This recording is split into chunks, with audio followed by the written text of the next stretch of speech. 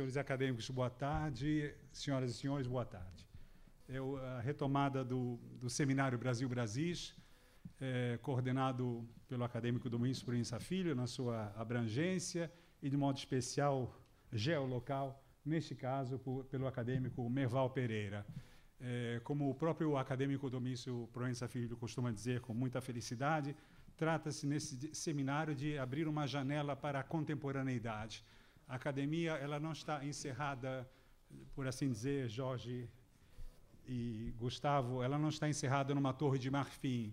Ela preserva suas questões estatutárias e regimentais, mas ela olha para o Brasil. Ela não se furta de lançar, sobretudo nos dias de hoje, um olhar que é um olhar independente, apartidário, livre, como compete a uma instituição como a nossa, que tem o compromisso de não perder-se a si própria, mas manter os seus ideais, a sua reflexão mais profunda. Falar mais tempo do que isso seria roubar aos senhores a experiência de dois grandes conferencistas e os dois acadêmicos que aqui estarão à mesa. Eu faço essa apresentação muito breve e volto para uma reunião não mais agradável do que esta, que, de fato, eu já começo a perder por desparticipar. Mas, certamente, tenho certeza que todos terão uma belíssima viagem nesse país tão distante, ao mesmo tempo tão próximo, que é esse do qual somos inquilinos e cidadãos. Muito obrigado a todos. Eu passo a presidência ao acadêmico Domingos Proença Filho e peço mais uma vez desculpas pela ausência que foge ao meu desejo. Muito obrigado. Obrigado, presidente.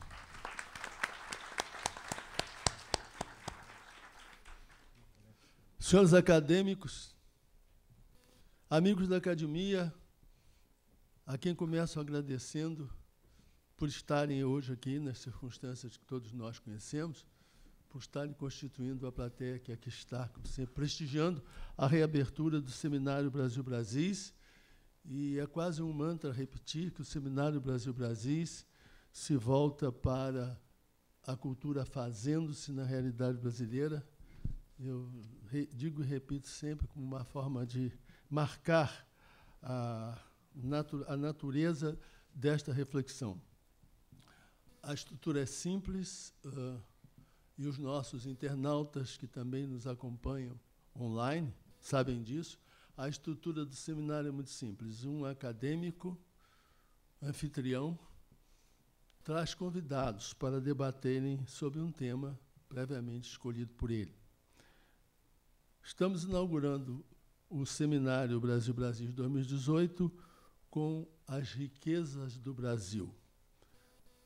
Eu acho que o título não é irônico, mas a coordenação da mesa é do acadêmico Merval Pereira, que tem como convidados Jorge Caldeira e Gustavo Franco. Daqui a pouco saberão mais coisas deles. Mas do Merval gostaria de dizer eu que também essa é uma das práticas deste seminário. É sempre importante lembrar que Merval Pereira é comentarista da Globo News e da CBN, colunista do Globo, onde entrou em 1968 como repórter estagiário, tendo sido, entre outras funções, editor nacional, editor-chefe, diretor da sucursal de Brasília e diretor de redação. Foi diretor de jornalismo de mídia impressa e rádio das organizações Globo. Em 1979, recebeu o Prêmio ESSO pela série de reportagens A Segunda Guerra, Sucessão de Geisel, publicada no Jornal de Brasília e escrita em parceria com o então editor do jornal, André Gustavo Stumpf. A série virou livro com o mesmo nome, editado pela Brasiliense. De 1983 a 1985, trabalhou na revista Veja, onde foi chefe das sucursais de Brasília e Rio e editor nacional em São Paulo. No período, ganhou 3 prêmios Abril. No Jornal do Brasil, foi editor executivo e fez, de 1991 a 1992, curso de especialização em política internacional na Universidade de Stanford, na Califórnia, como único bolsista da América Latina da John S. Knight Fellowship. É membro do Conselho Editorial das Organizações Globo e do Conselho Editorial do jornal Valor Econômico. Conselheiro do Centro de Estudos da América da Universidade Cândido Mendes, conselheiro da Fundação das Pioneiras Sociais e do Instituto Brasileiro de Defesa do Deficiente Físico. É membro titular da Academia Brasileira de Filosofia, membro do Board of Visitors da John Knight Fellowships da Universidade de Stanford. É Media Leader da World Economic Forum. Em 2009, recebeu o Prêmio Maria Morse Cabot da Universidade de Colômbia de Excelência Jornalística, a mais importante premiação internacional do jornalismo das Américas, e é membro da Academia Brasileira de Letras. Com a palavra, Merval Pereira para conduzir os trabalhos, que também é preciso dizer, se fazem com a maior liberdade de estruturação possível. Tanto o apresentador pode fazer a sua apresentação sobre as suas considerações, pode apresentar suas considerações sobre o tema, cada um dos seus convidados também, ou podem dialogar entre si, ou podem, inclusive, interpelar um ao outro. Isso depende agora do coordenador da mesa, que tem o prazer de passar a palavra. Merval, a palavra é sua.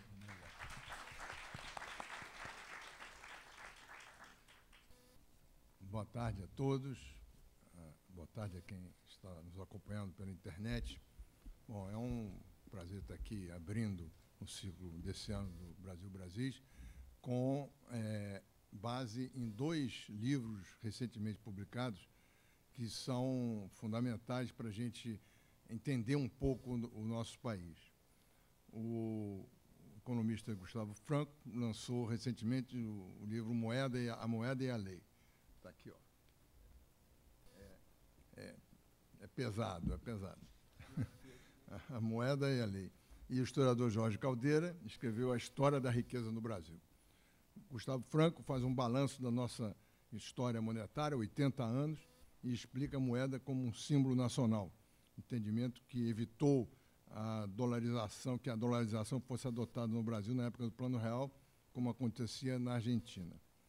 Fala sobre os muitos zeros que tiveram que ser cortados ao longo da nossa história para tentar conter a hiperinflação até o Plano Real, de quem é um dos criadores. Jorge Caldeira estuda a formação da riqueza em nosso país e, através de uma abordagem com técnicas modernas de investigação histórica, demonstra com números a importância do mercado interno brasileiro desde a colônia. Os 2 livros se complementam ao analisar, cada qual na sua área específica, as interferências do Estado brasileiro ao longo do tempo para tentar provocar o crescimento econômico que resultam em fracassos. O Gustavo também tem um lado mais atual, que a moeda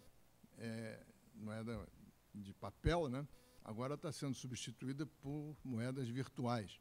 E essa é uma questão também, porque a moeda hoje é um símbolo nacional e as moedas virtuais, por enquanto, não têm nenhuma nacionalidade, né?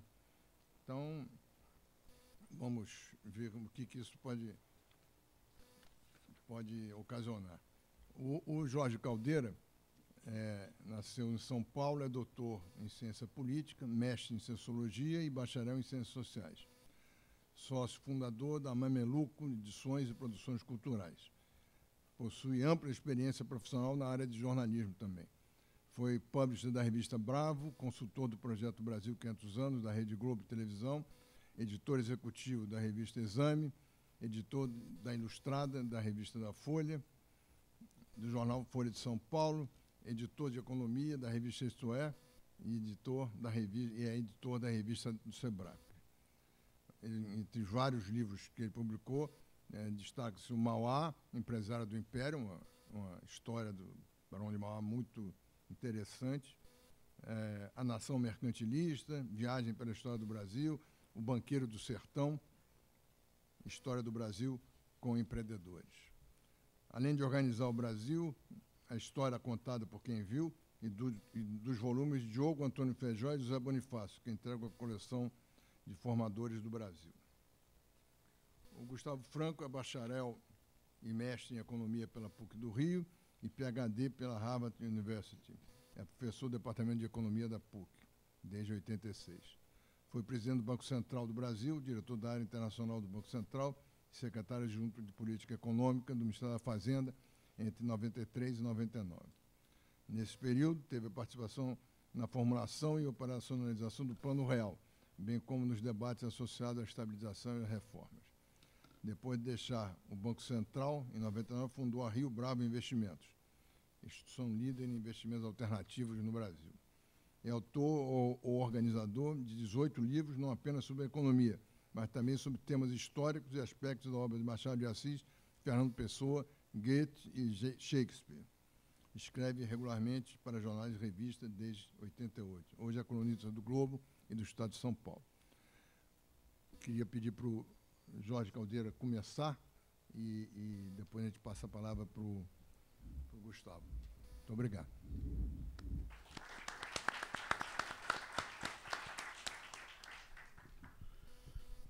Boa tarde a todos. Antes de mais nada, eu gostaria de saudar, nas figuras do Domingos Proença e do Merval, os acadêmicos que estão na mesa, todos os acadêmicos aqui presentes e a todos os senhores e senhoras que estão aqui e nos vendo pela internet. Para mim é uma honra estar aqui falando sobre esse livro aqui na Academia Brasileira de Letras, porque ela resume, a minha presença aqui na academia resume, de uma certa forma, me ajudou a resumir e organizar essa conferência. O modo mais específico, eu venho falar aqui desse livro, A História da Riqueza no Brasil. Tem um subtítulo de 5 séculos de pessoas, costumes e governos. Ele é uma tentativa que há muito tempo não se fazia no Brasil, de fazer uma história econômica completa, com foco na produção, mas vendo também a relação entre a produção econômica, os hábitos das pessoas, as atividades que, em geral, não eram muito percebidas, porque estavam fora do radar tradicional, dos costumes e dos governos no plural, porque o Brasil, além de até hoje ter 11% do território governado por nativos com suas formas de governo próprias, tem 3 níveis de governo, que é municipal, estadual e federal hoje, e isso vem assim há 5 séculos, praticamente, né? Eu estou muito satisfeito de estar aqui, porque o livro foi bem recebido. Eu vou repetir aqui algumas das coisas que falaram, para tentar explicar depois. Disseram que há algumas ideias novas sobre a evolução da produção de riqueza no Brasil, alguma interpretação nova, em função dessas próprias ideias, e, do lado pessoal, esse livro está marcando para mim um ciclo de vida que é importante notar aqui. São 5 séculos de história, mas tem 4 décadas de pesquisa pessoal que acabaram resumidas nesse trabalho, né? E esses 3 níveis de significado que tem na recepção do livro, ou seja, um lado mais técnico na metodologia, os dados derivados de novos instrumentos de conhecimento, sobretudo o que veio com informática, bases de dados, base de dados com estatística aplicada para palavras ou para números, o que muda muito o modo de ver as coisas, permite que a gente enxergue coisas que não se enxergava antes. Também o progresso de certas disciplinas como a antropologia, que permitiram muito recentemente, coisas publicadas nas últimas 2 décadas, permitiram que a gente tivesse um entendimento bastante diferente do tradicional da maneira de produção econômica de Tupi-Guarani, especialmente, que eram os povos que estavam aqui. Isso permitiu construir uma narrativa renovada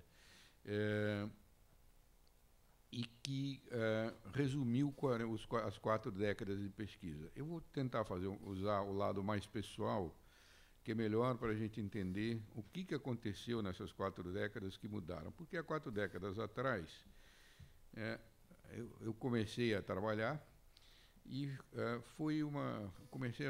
minha vida sofreu uma transformação que agora eu vim pensando ontem, quando eu estava no avião vindo para cá, voando para o Rio de Janeiro. Vir para o Rio de Janeiro começou a ser uma obrigação profissional que eu assumi muito jovem. E aí eu fui pensando, nas primeiras viagens que eu fiz há 4 décadas, foi mais ou menos o período onde eu comecei os meus trabalhos de pesquisador e de, enfim, interessado no desenvolvimento do Brasil. né? Só que o Rio de Janeiro foi, curiosamente, essas viagens, eu vou falar do lado pessoal, foram um desvio na minha formação. Eu comecei muito jovem, interessado em desenvolvimento brasileiro, que é como se chamava essa disciplina há 40 anos atrás. Eu tive uma sorte muito grande, eu estudei com o Paulo Henrique Cardoso, no colegial, e o pai dele era um sociólogo, Fernando Henrique, que me ajudava muito nessa área, porque ele tinha escrito sobre isso, tinha uma paciência enorme em casa. Eu como jovem interessado, 17, 18, 15 anos, discutia com ele, e ele pacientemente ia lá, me dando dicas, etc. e tal. Mas rapidamente eu assentei numa coisa que era como é que se pensava desenvolvimento brasileiro nos anos 70. A noção geral era de que o Brasil era um país subdesenvolvido, portanto, a questão do desenvolvimento era romper o subdesenvolvimento. Como vivíamos num mundo polarizado, num mundo Guerra Fria, as maneiras de romper o subdesenvolvimento e passar para o desenvolvimento eram radicalmente separadas por ideologias e caminhos que pareciam opostos. Então, de um lado estavam aqueles que eram, enfim, os que faziam as formulações do regime militar, que diziam que a ruptura com o desenvolvimento era o Estado intervir para que as empresas crescessem, a renda crescesse, e do lado oposto estavam aqueles que diziam que não, o caminho para o desenvolvimento é mudar o Estado para que o Estado promova a igualdade de renda, a igualdade de oportunidades que não estão sendo exploradas agora e que isso fará o desenvolvimento brasileiro.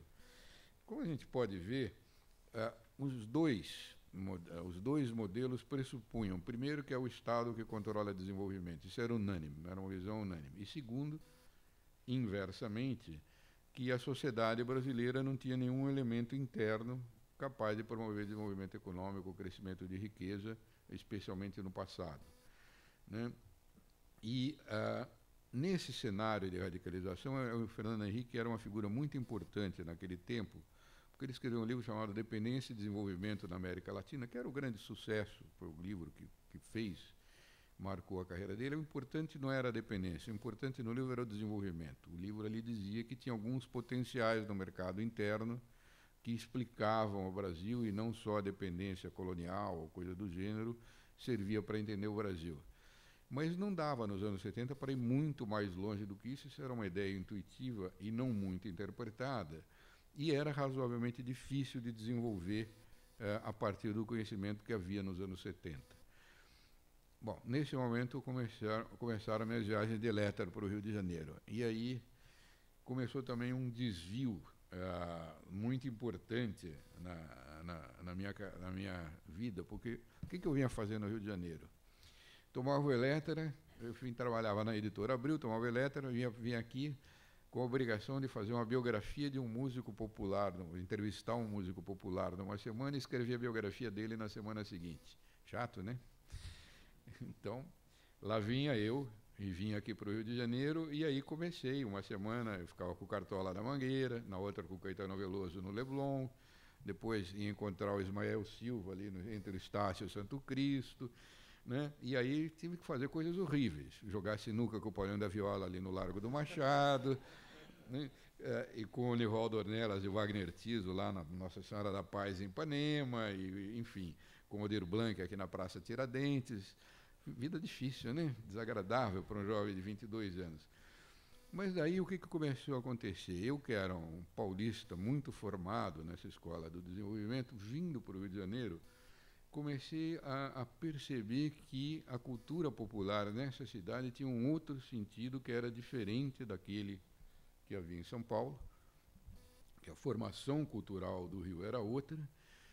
E isso se acentuou porque o meu trabalho é o seguinte: aí eu fui contratado pela Editora Globo para fazer uma história da telenovela no Brasil, que eram, nos anos 70, era o que as pessoas faziam. E é outra vez uma coisa que não era notada. Em São Paulo as pessoas assistiam telenovela, mas aqui se produzia a música popular, aqui se produzia a novela. Aqui, no Rio de Janeiro, tudo isso tinha um sentido diferente. E, evidentemente, isso foi um aprendizado que mudou minha vida. Quer dizer, eu viver o Rio de Janeiro, viver essas condições da cultura do Rio de Janeiro, me fizeram começar a dar relevância para a cultura oral, para a economia, para a vida informal, que naquela época era tudo considerado meio marginal. Não tinha bibliografia de música popular brasileira, de telenovela não tinha nada escrito.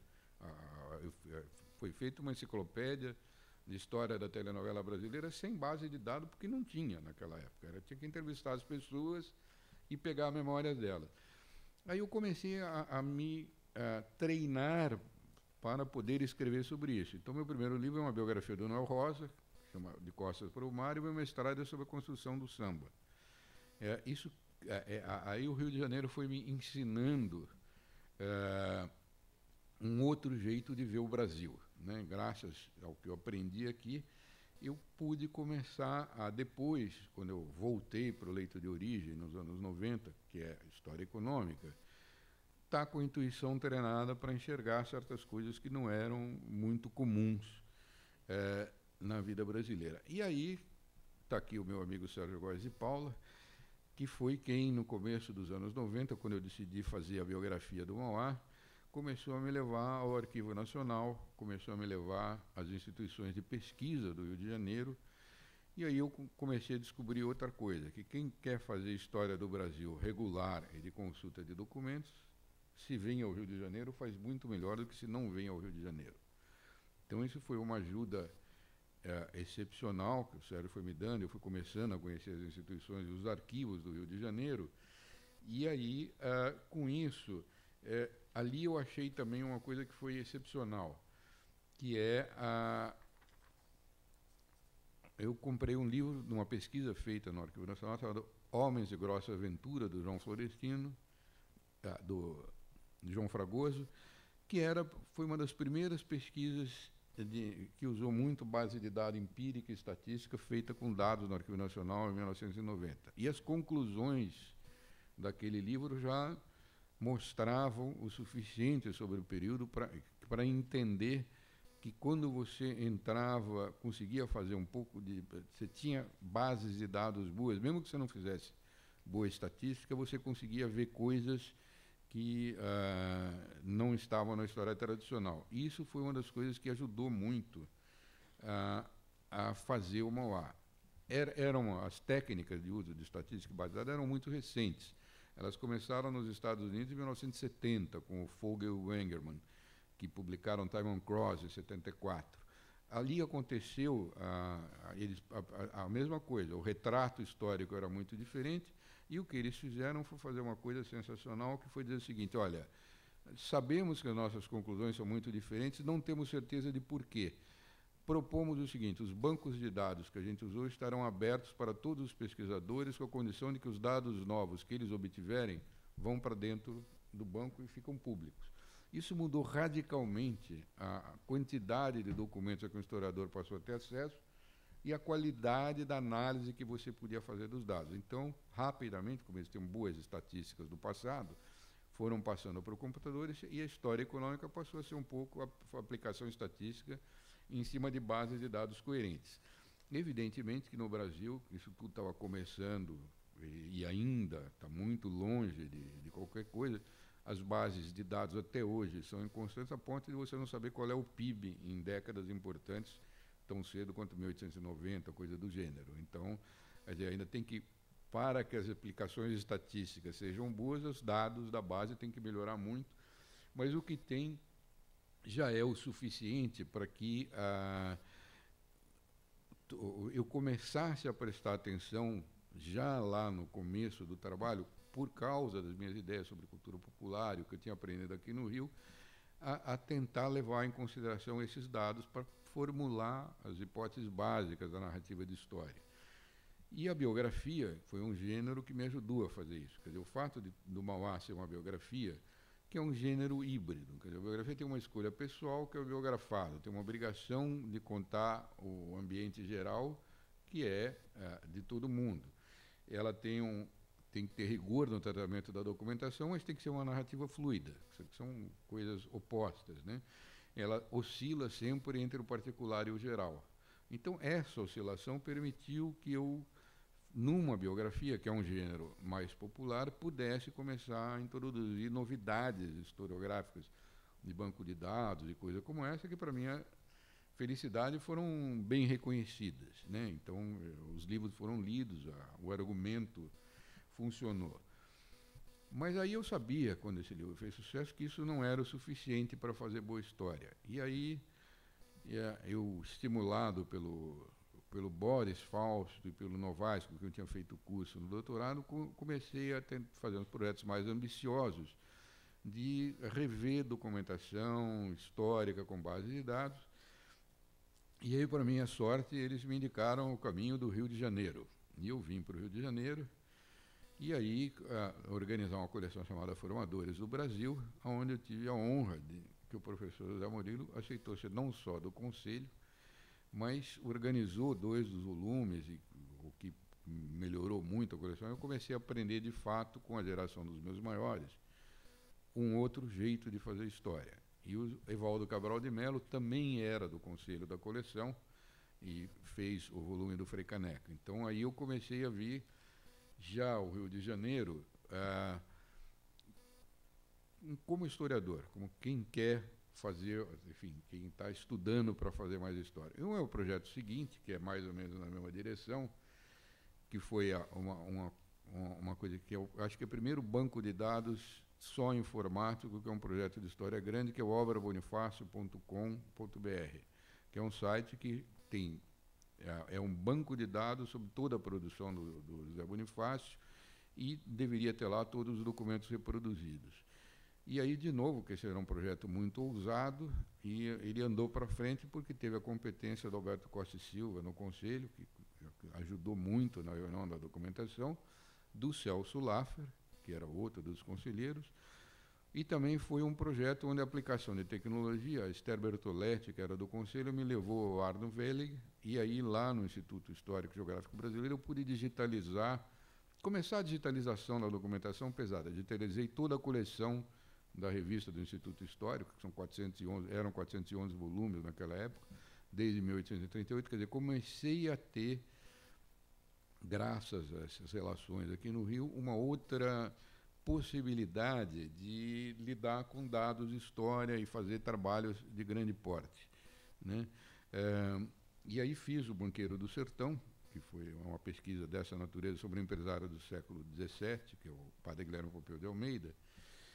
E aí começou uma coisa que é curiosa. Eu comecei a mudar um pouco, porque esses que eu estou citando começaram a ser eleitos para a academia, as minhas ideias sobre uma academia na natureza como essa da Academia Brasileira de Letras. Por quê? Porque é um trabalho muito transdisciplinar que eu estava fazendo, e a universidade virou uma coisa muito especializada. Então, eu, em 2008, aceitei ser candidato, fui eleito, por minha sorte, para a Academia Paulista de Letras, né? No meu discurso de posse, que eu saudei o Paulo Henrique Cardoso e a Ruth, Ruth Cardoso, que me apoiou na ideia, eu fiz um discurso falando, bom, eu não sei muito bem porque eu estou aqui na academia, mas, enfim, achei interessante a aventura. Na verdade, eu comecei a aprender nesse momento que as academias de letras que foram pensadas pelo Machado de Assis na época da República como um lugar onde o partidarismo político não estaria presente e você poderia ter um ambiente de discussão amplo e nacional. No ambiente da especialização acadêmica, que foi o que marcou a minha geração, quer dizer, a minha geração foi onde nasceu a pós-graduação e a especialização. Todo mundo ficou ali dono da sua casinha, né? Uma academia é um lugar saudável para um debate cultural amplo e uns últimos lugares onde você pode civilizadamente fazer conversas transdisciplinares, que é uma coisa que falta muito na academia hoje. Graças a isso, eu pude começar a juntar o suficiente para escrever esse livro, A História da Riqueza do Brasil. Eu expliquei tudo isso do lado pessoal para vocês entenderem que o livro é um pouco parte do convívio acadêmico, um pouco parte de relações variadas, um pouco parte das minhas lições do Brasil. E o que acontece com o livro como um todo? Agora eu posso resumir o argumento, vocês vão entender com muito mais facilidade.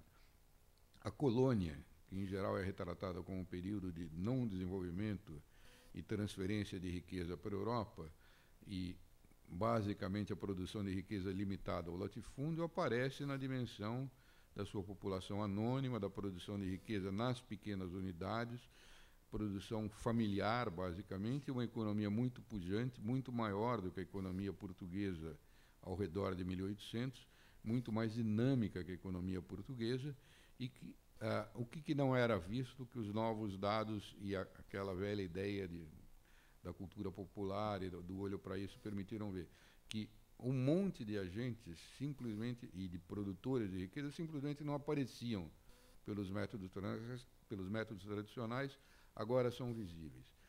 Já o Império, que é tido como um período onde teria começado o progresso do Brasil, quando se reduz a números, se percebe que é um período de estagnação econômica, e uma economia que era do tamanho aproximado daquela dos Estados Unidos em 1800 era 15 vezes menor que a dos Estados Unidos na República.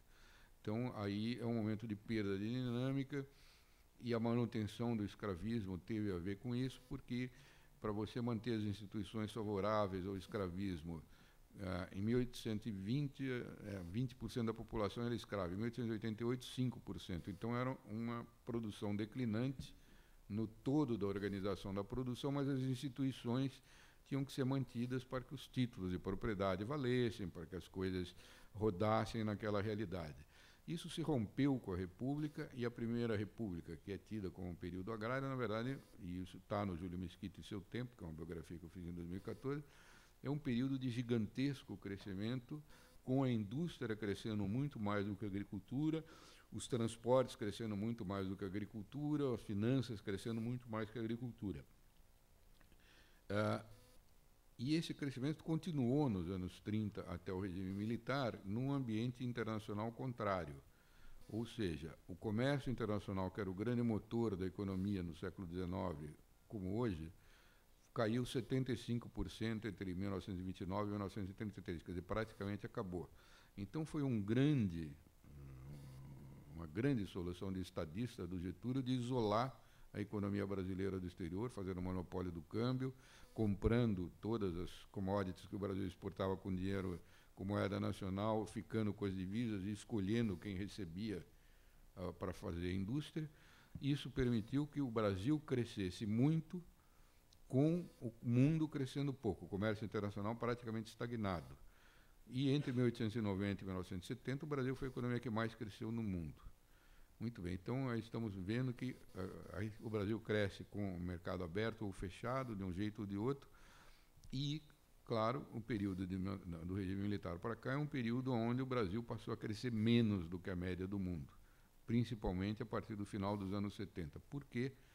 O gás, eu tive num seminário com o Baixa, depois eu vou pegar aquele gráfico maravilhoso do fim da destruição de capital no governo Geisel, que é uma coisa espantosa. O Baixa conseguiu uma demonstração ali que é, enfim, para quem já tinha escrito o livro, é sensacional. Quer dizer, o Brasil, na era da globalização, em 1972, quando o Mao Tse-tung tirou foto com o Nixon dizendo que a China ia aderir à globalização, o PIB da China era menor que o do Brasil.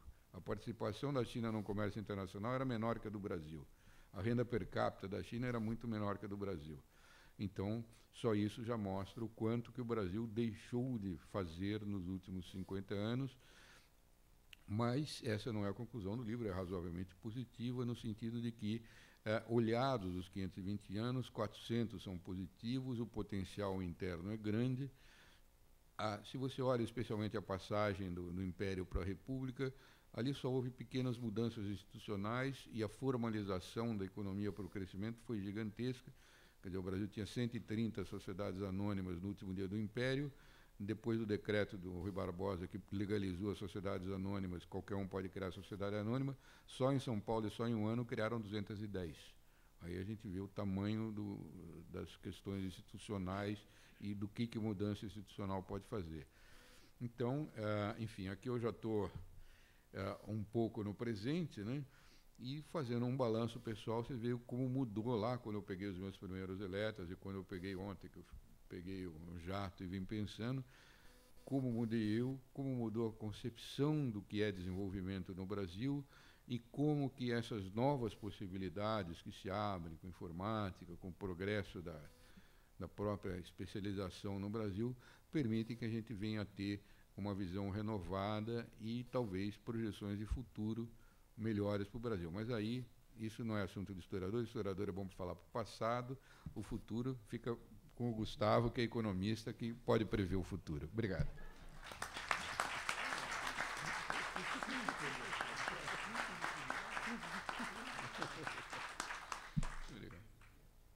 Gustavo, assuma aí o comando, como disse o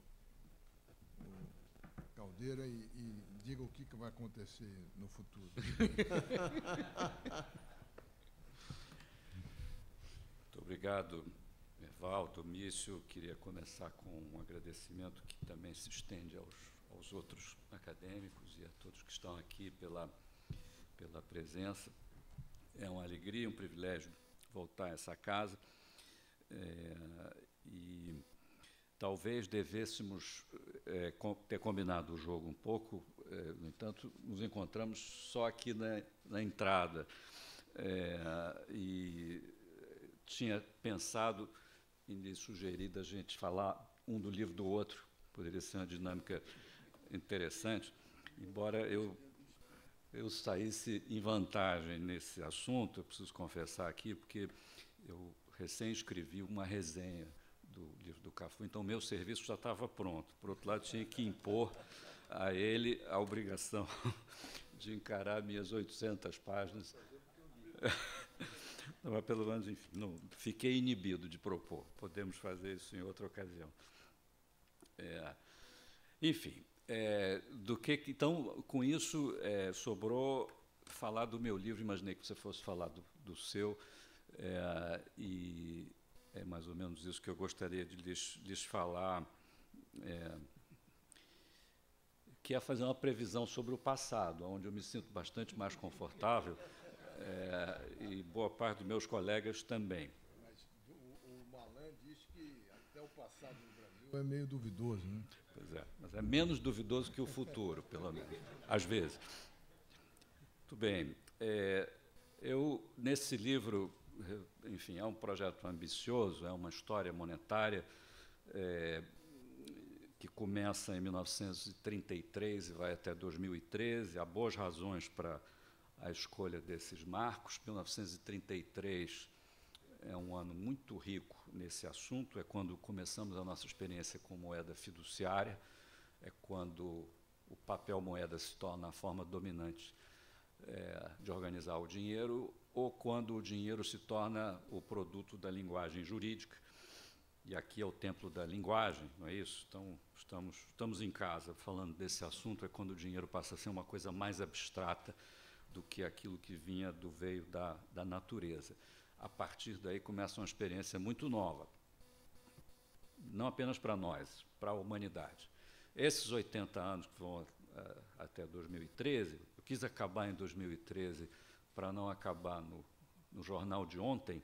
Isso que é um drama também que você enfrentou, de fazer livros de história que chegam até a atualidade, e a sua perspectiva histórica pode ser perdida se você chega muito perto da atualidade, um tanto radioativa no meu caso. Então, parar em 2013 era logo antes da experiência da nova matriz econômica e Dilma Rousseff, portanto, muita sabedoria em enxergar as nuvens negras chegando, mas não entrar no assunto e na turbulência, não falar disso. Esses 80 anos inteiros que estão no livro, no entanto, são riquíssimos. Temos aqui uma experiência monetária talvez sem igual nesse planeta. Nós temos 9 moedas, uma inflação que possivelmente, em termos acumulados, é a maior de qualquer outro país nesse período. Portanto, a inflação é, talvez, não digo o personagem mais importante do livro, mas é uma grande sombra que se projeta sobre o enredo, que eu quis fazer diferente, não quis fazer mais uma história da inflação, mas seguir um outro caminho que nos ajudasse a entender essa experiência tão singular. E a pista que eu tinha era que as instituições brasileiras, em especial as leis, forneciam talvez um foco diferente que traria alguma luz, um ângulo novo sobre esse assunto. Quis também, no início, de forma talvez um pouco tanto ambiciosa demais, tratar do aspecto simbólico, sempre esquecido dessa experiência. A moeda, afinal, é um negócio como a bandeira e como o hino, é um símbolo nacional. Ela, na sua iconografia, tem os nossos heróis, nossos símbolos. A humilhação da moeda é uma experiência muito profunda para qualquer nação, uma espécie de um peso sobre a cidadania, e nem sempre essa dimensão deste processo é devidamente analisada. O livro tinha, inclusive, como um título provisório, inicial do projeto, A Moeda, a Bandeira e o Hino. Depois eu tirei a bandeira e o hino, por recomendação da minha editora, para ficar só com a lei. Já era um livro muito grande, tratando só desse assunto da lei e a forma como ela moldou as instituições que, ao fim das contas, produziram essa tragédia. Enfim, eu queria, enfim, com esses termos de referência, curioso, certa vez, eu vou contar uma historinha aqui, Cristina Zahar, minha editora, chamou 2 designers para desenhar a capa, e aí trouxe um desafio curioso, que é explicar para 2 designers muito jovens, assim, de tatuagens e brincos, essas coisas, o que tem nesse livro. E aí foi um desafio, porque uma coisa é dizer assim, olha, aqui é uma história monetária, o Brasil teve 9 moedas, na verdade, muitos vexames, é uma história triste. 9 moedas, nenhum outro país tem. Poucos países do mundo tiveram a humilhação de fabricar uma cédula de 1 milhão da sua moeda. É um vexame, nenhum país sério deve chegar perto disso, a gente, na verdade, não fez. A gente fez um conto de R$1.000 e já fez 500 mil cruzeiros reais, mas nota de 1 milhão, ali chegamos no limiar do ridículo como nação, mas não o transpusemos. Agora, nós cortamos 3 zeros da moeda meia dúzia de vezes ao menos. O conceito de cortar zeros da moeda para os designers não foi compreendido. Para a maior parte das pessoas, também não. Expliquei, então, que os governantes cortam os zeros da moeda pelas mesmas razões que as crianças têm suas fraldas trocadas, por razões que, às vezes, são parecidas. Mas, enfim, eles eram muito jovens e aí, depois de tantas explicações frustradas, eu disse, olha, gente, isso é uma história sobre zeros e sobre nulidades. Os zeros sempre como uma presença aí importante. Na verdade, o amontoado de zeros é uma das coisas, não apenas visualmente, mas simbolicamente, mais perturbadora das experiências de grandes inflações. O bilhão, o trilhão, tem uma frase famosa do industrial alemão que viu a hiperinflação, Walter Rathenau, uma floresta tem 1 bilhão de folhas ou 1 trilhão de folhas. É meio ambíguo, impreciso. Impreciso como é até a própria experiência do zero, que é uma criatura recente, vem com a Renascença, pela mão dos árabes, na matemática e na contabilidade, enfrentando certa contrariedade cristã sobre o assunto. Tem uma passagem de Santo Agostinho que ele fala que designar o nada é algo, a qualidade que está ausente pertence à esfera do mal, é o reino do demônio. Isso é o zero. Tem uma passagem bacana de um antropólogo que escreveu sobre a Alemanha, que ele diz assim, o encadeamento entre o zero e a inflação é o papel moeda, que é o portador visual para o zero. E cria aí uma observação interessante, que é uma regra de bolso, que é o seguinte, quanto mais zeros tem na cédula, menos ela vale. Menos vale também a aquela nação, aquele papel expressando tudo aquilo. Essa experiência tem, eu vou ler aqui uma passagem aqui, muito pequenininha, maravilhosa, do Elias Canetti sobre a inflação alemã. E vocês seguramente vão sentir algo familiar.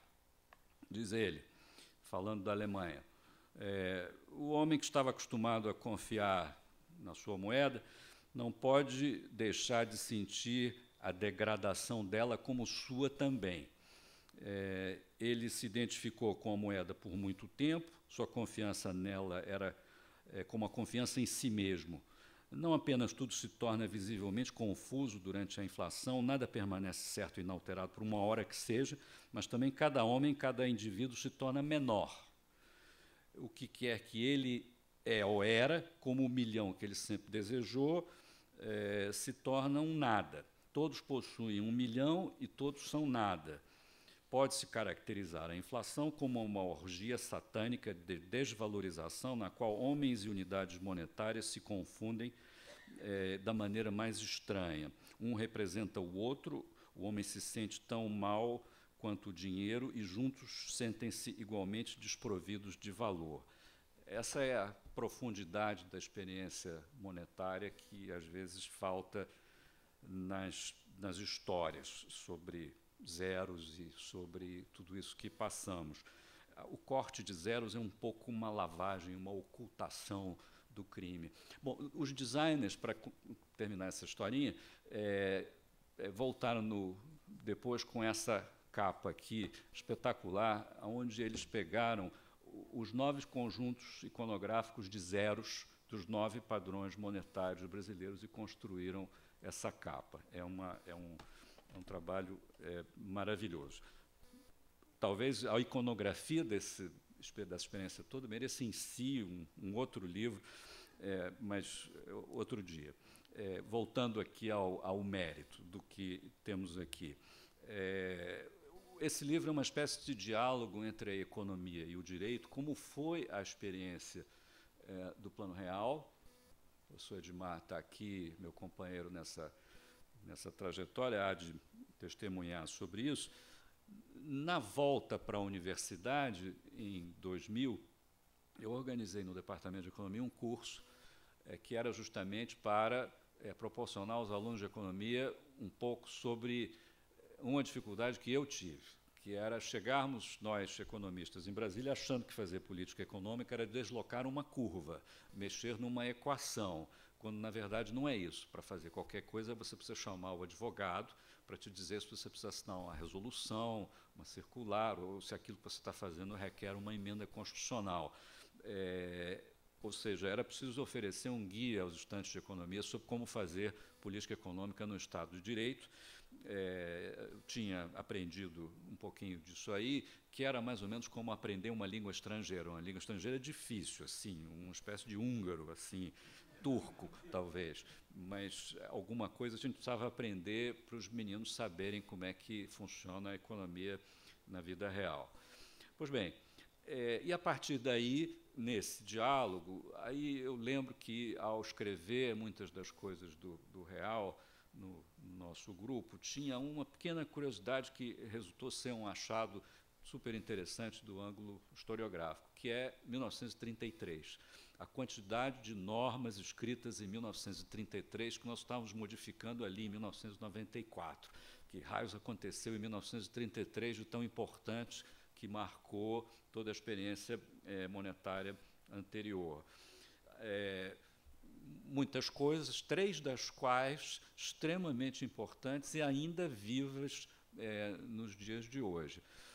Todos 3 decretos-lei assinados pelo ministro Oswaldo Aranha, no intervalo menos de um ano entre um e outro, sem nenhuma conexão entre si, sem nenhuma documentação em nenhum lugar que fizesse a interpretação de que os 3 compunham um conjunto poderoso que resultou, enfim, moldar todos os 80 anos que se seguiram. Eram o decreto do curso forçado, 23.501, o decreto do controle cambial, 23.258, e a lei da usura, decreto-lei 22.626.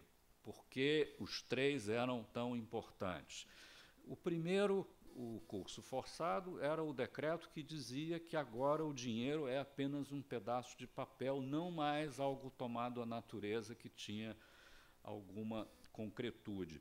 E mais, era um pedaço de papel assinado por uma autoridade que todos estávamos agora obrigados a aceitar nos termos da lei. Pois bem, isso era meio que um pacto fáustico, e, na verdade, era nada mais do que era encenado no primeiro ato do Fausto II, escrito em 1830, já com Goethe já falecido, onde tem-se a representação do bobo da corte, fantasiado de astrólogo, ensinando ao soberano o que é o papel moeda. Essa é a encenação feita naquela ocasião, onde esse negócio de papel moeda era compreendido como alquimia. Ainda era uma época que os reis pagavam pessoas para tentar transformar chumbo em ouro nos porões dos seus castelos. Pois bem, tinha uma coisa mais fácil, era contratar um economista. Ele lhes ensinava o que era fazer um pedaço de papel assinado pelo presidente do banco do rei e acabou. Está feito a criação fáustica, meio mágica, meio feitiçaria, e até hoje a palavra alquimia permeia muitas das análises sobre derivativos e sobre criaturas aí do mundo financeiro que ninguém sabe nem explicar o que são. Pois bem, 1933, isso começa aqui no nosso país com esse decreto. A segunda coisa era o decreto do controle cambial. Pois bem, no momento em que o dinheiro se torna um pedaço de papel, curiosamente, ele se torna mais estatal e mais reflexo da realidade econômica de um país do que antes, onde era meramente um certificado de conversão em ouro. Quando ele é uma promessa feita por um governo, agora nós queremos entender o que é este governo, como ele se compara com outros papéis. Pois bem, em 1929, mais ou menos, quando o Brasil teve que sair do padrão ouro, o nosso pedaço de papel teve que competir com os outros pedaços de papel. E aí foi um vexame. O próprio ministro Oswaldo Aranha diz que isso teria nos levado a uma relação de troca entre os dois pedaços de papel absolutamente vexaminosa, inaceitável, e por isso não ia ter mercado onde os dois pedaços de papel iam travar contato. O preço seria determinado pelo governo como se fosse proibido carregar, portar o papel moeda estrangeiro, exceto quando autorizado, quando é para ser utilizado para importar coisas essenciais, não coisas supérfluas, e essa cultura toda de controle cambial, que todos aqui conhecem muito bem, criou-se meio que um tipo de regulação por muralha, que uma imagem que me ocorre, assim, meio literária, é da peça Medida por Medida, shakespeariana, é a primeira peça apresentada por o rei Jaime, onde o retrato é uma Viena parecida com Londres, onde dentro das muralhas não podia haver coisas como teatro, bordéis, escolas de contabilidade, cemitérios, tudo tinha que ser fora das muralhas da cidade. E a peça dramatiza a história de que é impossível proibir essas coisas e fazer de conta que elas não existem fora da muralha regulatória.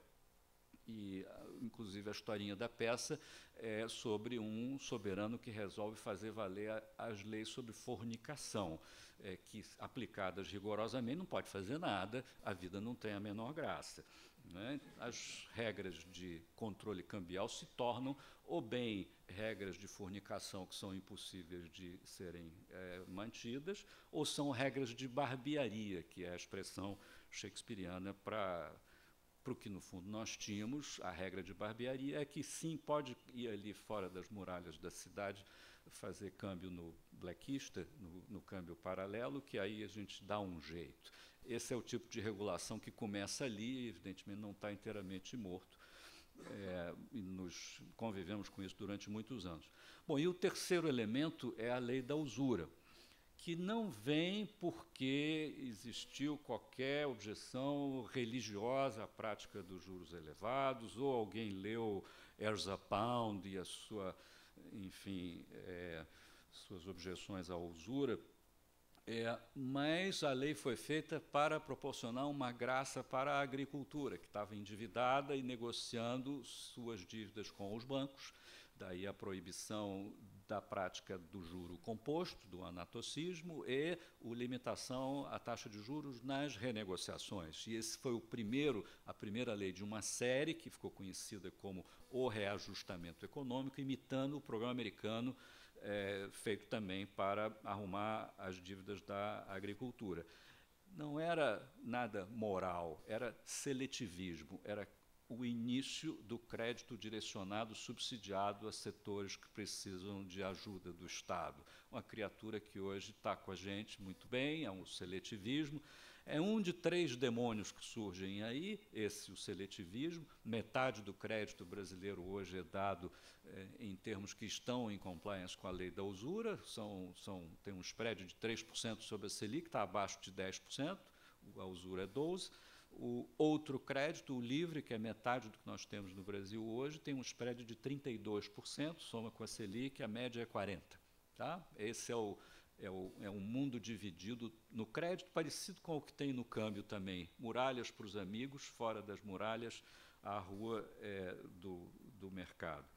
Vejam, essas 3 coisas são de uma atualidade espetacular, feitas em 1933, de modo meio improvisado, meio como soluções excepcionais para tempos difíceis, e, no entanto, a gente se sente, como historiador, como o Hobsbawm fala, como quem está fazendo história contemporânea disfarçada, não é isso? Achando o presente nessas coisas.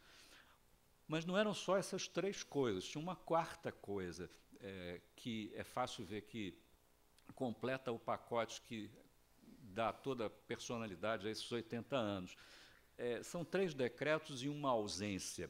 Em outras nações, onde coisas parecidas aconteceram, restrições à usura, controle cambial e curso forçado, percebeu-se que isso dava muito poder ao Estado. Os governos ficavam muito poderosos pelo poder de assinar pedaços de papel sem valor e impor que seus cidadãos aceitassem o pagamento das coisas, sem designação de valor, retirando qualquer direito ao ouro a que correspondia a moeda antes do curso forçado. E aí, em resposta, talvez, a esse excesso de poder que vem com a moeda fiduciária, muitos países assistem ao fortalecimento dessa instituição conhecida hoje como Banco Central, que não era tão caracterizado naquele tempo quanto hoje é, tão amadurecido como organização, como tecnologia de governança da moeda. Nós aqui, no entanto, não fizemos nenhum movimento para criar essa instituição que vai criar checks e balances dentro do governo para que esse imenso poder não fosse abusado. De certa maneira, esse conjunto de 3 coisas, mais a ausência do Banco Central, criavam, por assim dizer, uma ordem monetária meio profana, talvez um ovo da serpente, prestes, ou em algum momento prestes a brotar em alguma coisa horrorosa, como de fato aconteceu adiante. E o livro, na verdade, tratará de pegar esses 4 eixos e contar 4 histórias sobre como essas coisas evoluíram no tempo e, no capítulo 7, juntá-los na experiência da hiperinflação. O assunto do curso forçado é curioso, porque, junto com o momento em que se obriga a aceitar, as pessoas a aceitarem pedaços de papel sem valor, apenas pelo valor nominal, meio que se dava a liberdade das pessoas de determinar por quantas mercadorias cada pessoa trocaria sua riqueza por pedaços de papel. Era o nominalismo, como se diz. Era preciso abandonar qualquer ideia que o dinheiro tinha valor, porque senão o Estado ficaria devedor do indivíduo pelo ouro que deixou de lhes entregar pelo dinheiro que eles tinham.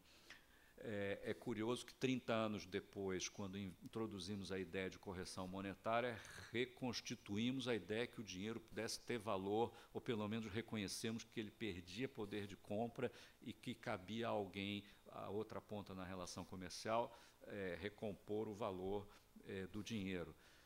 Outros 30 anos depois, em 1994, fazemos o caminho de volta ao nominalismo e recompusemos o Decreto 23.501 de 1933 praticamente na sua íntegra e está em vigor hoje, combinando leis de 69, o Decreto-Lei 851, com a medida provisória da desindexação feita em 1995. Só quando a medida provisória da desindexação se tornou lei em 2001, depois de 174 reedições, salvo engano, é que finalmente foi revogada a cláusula ouro, que estava suspensa desde 1933, cláusula ouro esta estabelecida no Código Civil de 1916, apenas revogado em 2001, já no século XXI. Vejam o quanto ainda nos sentimos desconfortáveis com essa nova ordem. O assunto cambial tem 2 longos capítulos com histórias sobre como foi o aperto, como foi o uso seletivo, como Cafuto escreveu, do acesso à moeda estrangeira como um instrumento de seletivismo, e a posterior liberalização que permite hoje que transacionemos quase que de forma livre com relação ao exterior. Apenas existe incontornável a exigência de identificação, que, no fundo, requer que o cidadão que transacione com o exterior tenha a capacidade de exibir suas contas com o fisco. Se estiver em boa saúde fiscal, nada impede ninguém de ir embora, entrar e sair do território nacional com seus bens. Está na Constituição, inclusive. Hoje nós já vivemos esse mundo e, portanto, não há razão mais para existir o personagem que quebrava galhos, o doleiro, que hoje em dia desceu à condição do personagem que, na verdade, não lida com dólar, lida com dinheiro frio. E, portanto, ele pertence ao mundo do crime, e os jornais deixaram de divulgar a cotação do dólar paralelo, que, em certa altura, Merval, era o Jornal Nacional, cotação da Bolsa e dólar do paralelo. Dólar oficial ninguém queria saber, porque era essa coisa chapa branca, não é isso?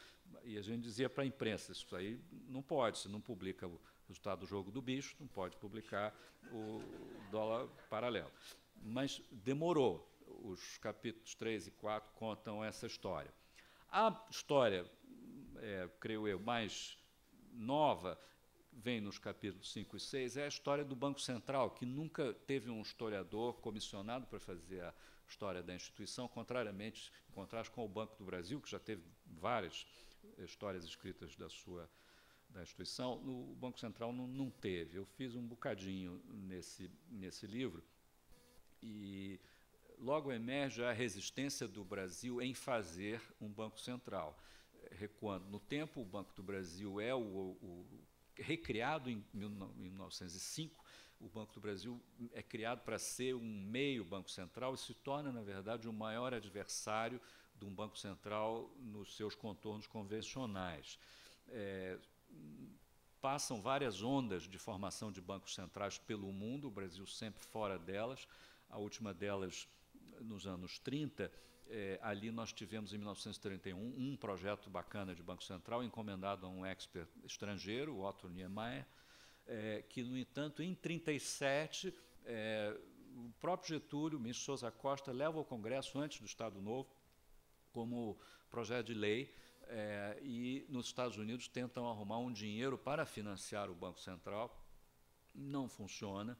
O assunto fica esquecido. Só em 1944, quando ocorre o acordo de Bretton Woods, com vistas a reconstruir a ordem econômica internacional, assina-se o acordo que funda o FMI e o Banco Mundial, e ali havia um pequeno detalhe: o acordo do FMI pressupunha que os membros seriam não os países, mas os bancos centrais dos países, e o Brasil não tinha Banco Central.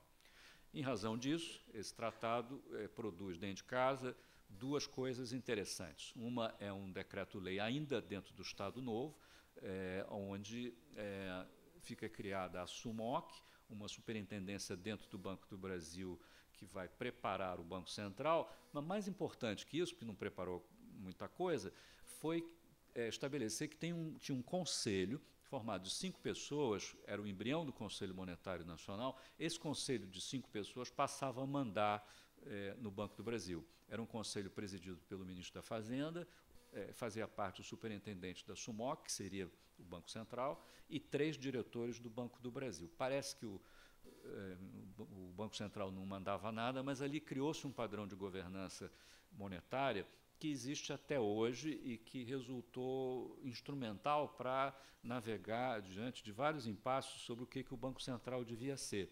E esses impasses se tornaram muito claros a seguir, em 1947, quando o ministro da Fazenda de então, Pedro Luiz Correia e Castro, já no regime democrático, já depois de fazer um grupo de trabalho, mandou ao Congresso um anteprojeto de lei de reforma bancária, propondo a criação do Banco Central. E ali se estabeleceu um dos impasses mais extraordinariamente relevantes para o confronto entre ortodoxos e heterodoxos no Brasil. Existem debates como esse, o clássico Gudin, Simonsen, na minha visão, debates sobre temas meio vagos até. Aqui se estabelece, a partir desse projeto de lei, um debate muito concreto sobre como, então, a gente desenha o Banco Central. Um ponto de vista é que o Banco Central seria o supridor de papel que ele magicamente era capaz de produzir para bancos públicos comprometidos com o desenvolvimento na medida da sua necessidade. E, de outro lado, havia os que queriam um Banco Central convencional que protegeria o poder de compra desses pedaços de papel que o cidadão carrega no bolso. Qual dos dois modelos era correto? Havia mérito, vamos dizer, em cada uma dessas ideias, mas não houve entendimento. O ministro Correia e Castro propunha um conselho da SUMOC renovado, com o nome de Conselho Monetário Nacional, que teria 6 membros do Banco Central, 6 presidentes de bancos públicos e o ministro da Fazenda como presidente. Um empate absoluto com o ministro da Fazenda pronto para desempatar. Zero acordo sobre esse projeto, até ele adquirir versões absolutamente doidas, tão doidas que o presidente João Goulart, no âmbito das reformas de base, manda um projeto conservador para o Congresso, um outro, PL 15, e é este projeto que, então, começa a tramitar de verdade, com chances de votação. Ele cai no Congresso numa comissão presidida pelo José Maria Alckmin, que estraga o projeto. Vem a Revolução de 64. Nesse momento, a mesma comissão do Congresso se reúne, como os seus membros foram cassados. O deputado Pedro Aleixo apresenta uma emenda, meio que transforma o projeto todo. A emenda volta para a comissão, agora é outra comissão, onde o relator era Ulisses Guimarães. E foi este projeto que acabou votado em 31 de dezembro de 64. O Banco Central começou a funcionar em março de 65, um longo impasse resolvido, e o comando do Banco Central, que era o grande problema, passava a ser exercido pelo Conselho Monetário, que teria 9 membros. O ministro da Fazenda, presidente, 4 diretores do Banco Central, presidente do Banco do Brasil e do BNDES, então 2 bancos públicos e 4 do Banco Central, e 2 membros escolhidos conforme a vontade do presidente da República, membros ad hoc. Esses 9 membros do Conselho Monetário tinham mandatos de 6 anos. Era um Banco Central independente, uma experiência, depois de tudo isso, se acreditava, inclusive pela composição do Conselho, que eles iam prosseguir na construção de um Banco Central ortodoxo. Lê do engano, 1967, quando vem o presidente Costa e Silva, ele resolve trocar os diretores do Banco Central. O episódio é famoso, o então ministro do Planejamento, Roberto Campos, vai ao presidente, diz: presidente, eles têm mandatos de 6 anos, eles não podem ser demitidos. E, afinal de contas, isso há de considerar, o Banco Central é o guardião da moeda. Costa Silva, então, diz: o guardião da moeda sou eu. E aí todos escreveram cartas de renúncia. O novo ministro da Fazenda era Delfim Neto. O Banco Central, então, inicia seu momento de Banco Central capturado. e, a partir daí, o Banco Central, curiosamente, vai funcionar no âmbito do Conselho Monetário, tal qual previsto nos projetos inflacionistas que vinham pela esquerda no debate que transcorreu aí entre 47 e 64. Dentro do regime militar, um Banco Central inflacionista de esquerda, mas que talvez possa dizer que a serpente de 1933 estava ali já crescida, pronta para exercer sua vilania, mas o descontrole não ocorre naquele momento, vem um pouquinho depois. E aí a teoria sobre a hiperinflação que o livro, afinal, apresenta é uma teoria sobre o colapso da governança da moeda, que é quase como uma história sobre a mudança de composição do Conselho Monetário e o que isso vai representar. E esse colapso de governança ele tem um momento interessante no governo Figueiredo, que parte da ideia da abertura democrática, e imaginando que isso fosse resolver o déficit de democracia do Brasil, o Figueiredo resolveu aumentar a composição do Conselho Monetário, botando mais gente, representantes da sociedade civil, mais ministros, mais presidentes de bancos e tal. O Conselho Monetário chega a 20 membros, tudo errado. Quando vem a Nova República, no entanto, aí a coisa degringola. A Nova República começa em 95, com a inflação em 12 meses, em 85, perdão, meados do ano, a inflação acumulada em 12 meses estava em 220% ao ano. Tá? No último mês da Nova República, a inflação foi 82% naquele mês, equivalendo a 135.000% ao ano. Essa é o que ocorre durante esses anos. Tem 3 coisas que explicam essa trajetória, vamos dizer, nesse âmbito mais institucional. Um é este do Conselho Monetário, que resolve fazer o que o Congresso deveria estar fazendo dentro de um ambiente que não era de Congresso, era de controle da moeda, uma síndrome de João Figueiredo dentro do CMNE. Outra é uma síndrome de Assembleia Nacional Francesa, talvez, que toma conta do país por causa da Constituinte. É uma Assembleia Francesa com toques de Maria Antonieta, porque o Congresso parece completamente alheio ao fato que a inflação está chegando na hiperinflação. Quando se disputa o segundo turno da eleição presidencial de 89, a primeira direta em tantos anos, é exatamente o mês que a inflação chega a 50% ao mês pela primeira vez, e a gente transpõe o limiar da hiperinflação de verdade, exatamente naquele mês de dezembro. E dali até março, quando o novo presidente assumiu, foi de 50 para 82. É um final trágico para essa experiência. E, nesse momento, o Congresso discute, no âmbito da Constituinte, a limitação do juro em 12%, juros reais, parecendo não enxergar o que está acontecendo à sua volta. E os relatos são, inclusive, do deputado Gasparian, aterrorizando seus colegas com uma estatística que mostra que quase 50% do orçamento da União é gasto com juros da dívida pública, exatamente como hoje a gente vê o Ciro Gomes fazendo, né? O resultado desse terror foi a aprovação dessa coisa que nunca entrou em vigor, o artigo 192 da Constituição.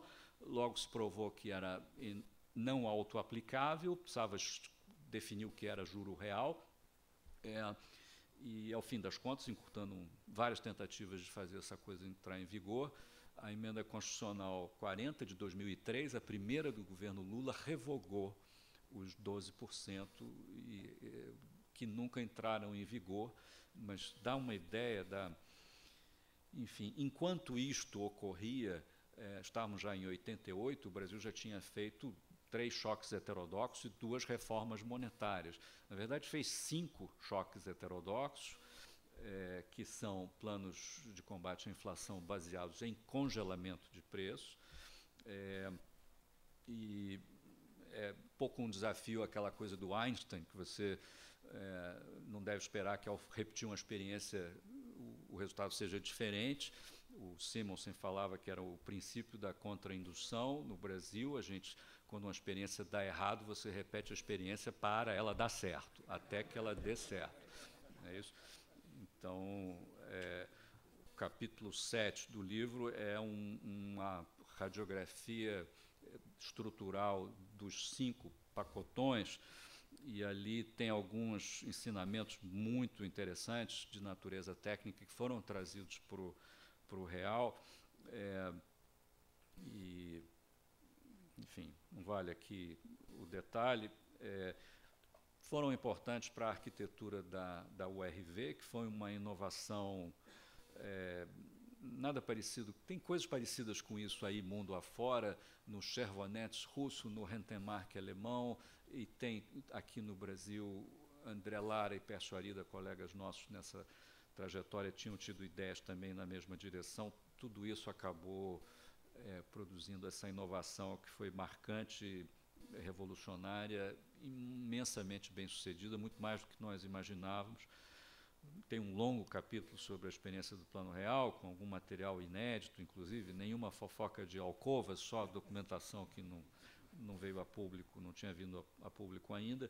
Esses 4 meses foram extraordinários, é uma história conhecida.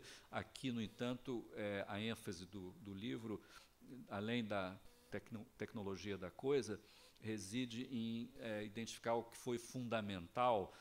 Sempre se disse dos choques heterodoxos que eles faziam uma anestesia, mas jamais a cirurgia. Pois o que era, então, a cirurgia?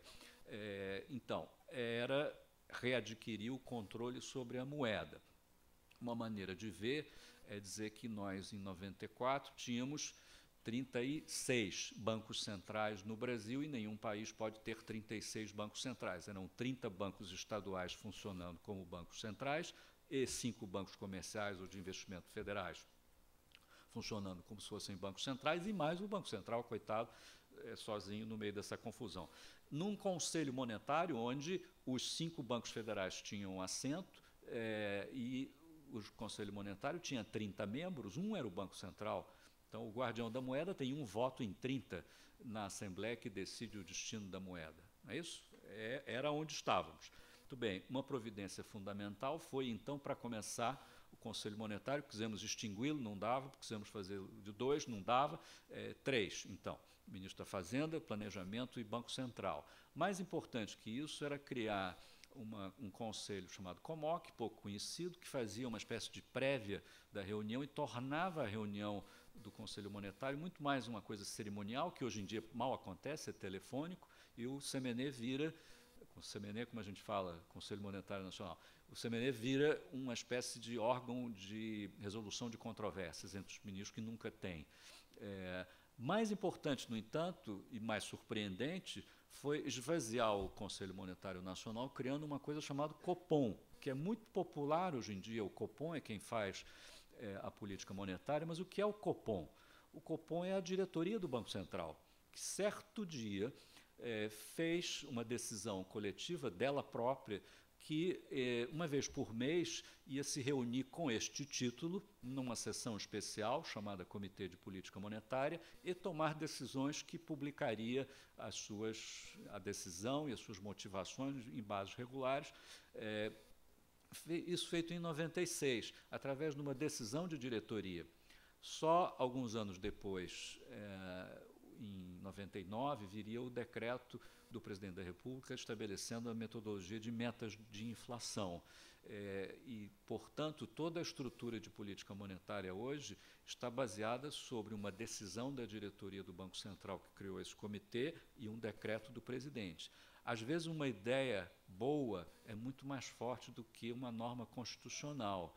Dilma Rousseff não teve coragem de mudar nem a decisão da diretoria do Banco Central, nem o decreto, que ela própria podia ter feito diferente. Não é isso? Fácil mudar isso tudo, mas a ideia é vencedora. Ela, na verdade, reflete muitos anos de amadurecimento de decisões na esfera monetária, e não dá para mudar. Outras coisas foram importantes para os fundamentos do real, a história é conhecida. Foi preciso desarrumar todo e extinguir muitos dos bancos estaduais. Sobrou um importante, todos os outros foram privatizados ou extintos. Os acordos com os estados foram importantes para, enfim, essa história dos fundamentos é contada nos seus detalhes. Vale lembrar uma coisa interessante em perspectiva histórica, já que o Banco do Brasil foi o inimigo número 1 do Banco Central durante todos esses anos. Pois bem, em 1995, o Banco do Brasil teve um prejuízo de 4,2 bilhões, mais ou menos, reais e dólares eram mais ou menos a mesma coisa naquela ocasião. O Banco do Brasil tinha um capital de 6,8, portanto, ele consumiu 2/3 do seu capital com esse prejuízo neste ano de 95. Estava praticamente quebrado, desenquadrado de Basileia e tudo. Março de 96, em razão, junto com o anúncio desse resultado, a União fez um aumento de capital no Banco do Brasil de 8 bilhões de reais, e no ano de 96 o Banco do Brasil ainda teve um prejuízo de 8 bilhões de reais gastando esse capital todo. O Banco do Brasil aí quebrou 2 vezes. Tá? Isso muda completamente a química monetária, porque ao fim das contas o Banco do Brasil ali morre. Isso me lembra, ou pelo menos da forma como existiu até ali, e me lembra aqui, me permita aqui a recordação, estamos aqui na academia, de uma crônica de Machado de Assis de novembro de 1900, quando o Banco Hipotecário foi liquidado, o Banco do Brasil já tinha sido. Ele escreveu uma crônica lindíssima sobre o cineiro da Glória que tinha morrido. E nessa crônica ele diz: teve um terremoto na Venezuela, o Banco Hipotecário quebrou, mas o que me deixa mais triste foi o cineiro da Glória. Ele está falando de si próprio, que estava ali meio que encerrando a sua trajetória de cronista. Ele tem uma passagem extraordinária que ele diz: todo banco nasce quebrado. A imagem, um pouco a imagem dos pardais do Hamlet, né? Os pardais não vão voar pela eternidade, um dia eles têm que pousar. Diz ele, só o Banco do Brasil nos deu a ilusão que não seria assim, o finado Banco do Brasil. E o Banco do Brasil ali, de fato, já tinha acabado, só ressuscitou alguns anos depois, e agora tem uma existência completamente diferente do que naquela época. É um bom final, vamos dizer, desses 80 anos, e se fosse para fazer um balanço, a Organização Monetária Brasileira, que emerge de toda essa trajetória, ela não está ainda totalmente completa, tem índices que medem a qualidade da governança da moeda, às vezes isso vem com o nome Independência do Banco Central, a gente teve um avanço, depois um recuo, e estou terminando, desculpe se eu ultrapassei aqui um pouquinho. Agora, com tudo isso, sem entrar no assunto nova matriz, resta claro que ordenar a moeda não é suficiente para resolver todos os problemas do Brasil. Mas tem uma coisa interessante que eu queria deixar aqui, que acho que uma das conclusões mais importantes desse volume, que é o seguinte: nós conseguimos, nesses 80 anos, retirar a inflação alta da vida nacional. Ela não vai voltar, e já houve provocação suficiente para que ela voltasse, comportamentos consistentes com os que existiam na época da inflação alta. Isso não trouxe a inflação alta de volta, nem ela voltará. Essa é a boa notícia. A má notícia é que os problemas que a inflação resolvia, problemas distributivos, problemas de indecisão no âmbito do orçamento, têm que ser decididos de outra forma. A inflação era uma forma de tributar um ausente, aquele que não se defende dela, o pobre, aquele destituído de correção monetária. No momento que não existe mais esta possibilidade de tributação, que essa população vulnerável está protegida pelo Banco Central, as indecisões políticas quanto a despesas e receitas precisam ser financiadas através de dívida. Elas são onerosas, elas começam então a onerar um outro ausente, que também não está ali para reclamar, que são as crianças, as que vão herdar a dívida pública, não é isso? Hoje é como se a tensão distributiva, que no passado era Que susto. Falei alguma coisa que não devia, presidente. Ixi, Maria. Enfim, então, só para terminar, essas tensões distributivas elas se tornam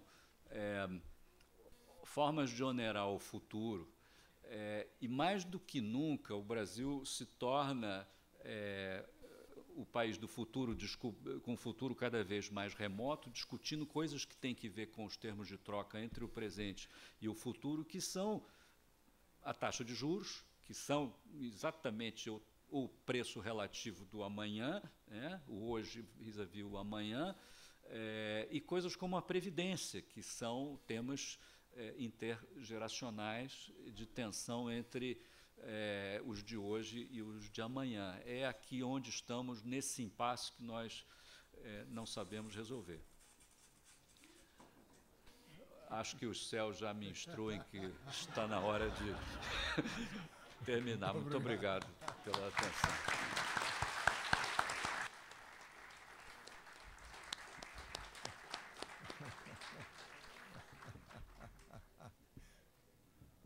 Muito obrigado, Jorge Caldeira, Gustavo Franco. Isso é uma coisa que a gente faz uma certa cenografia para dar um ânimo quando a gente acha necessário. Bom, eu queria agradecer muito, eu acho que foi ótima a visão que vocês dois deram sobre o país, e só queria lembrar o seguinte, que o Jogo do Bicho saiu o resultado publicado no jornal, até recentemente. Recentemente não, mas até uns 30 anos atrás, 20 anos. Bom, então, muito obrigado, e vocês, o Domício vai anunciar o próximo ciclo. Verdade. Só lembrar que, primeiro, reiterar o agradecimento a esses dois pensadores de Brasil, dois pensadores contemporâneos de Brasil, que nos deram um exemplar, né, um exemplo modelar de poder de síntese de dois livros volumosos como esse, né, e o que vimos aqui foi um trabalho poderoso de condensação. E também lembrar que o horário do Seminário Brasil-Brasis, como está comprovado aqui hoje, mudou. Agora, o Seminário Brasil-Brasil se realiza todas as últimas terças-feiras de cada mês, às 5h30. E o próximo seminário tratará de literatura e miscigenação, sob a coordenação do acadêmico Geraldo Carneiro. Muito obrigado pela presença de todos e pela atenção dos nossos internautas. Está encerrado.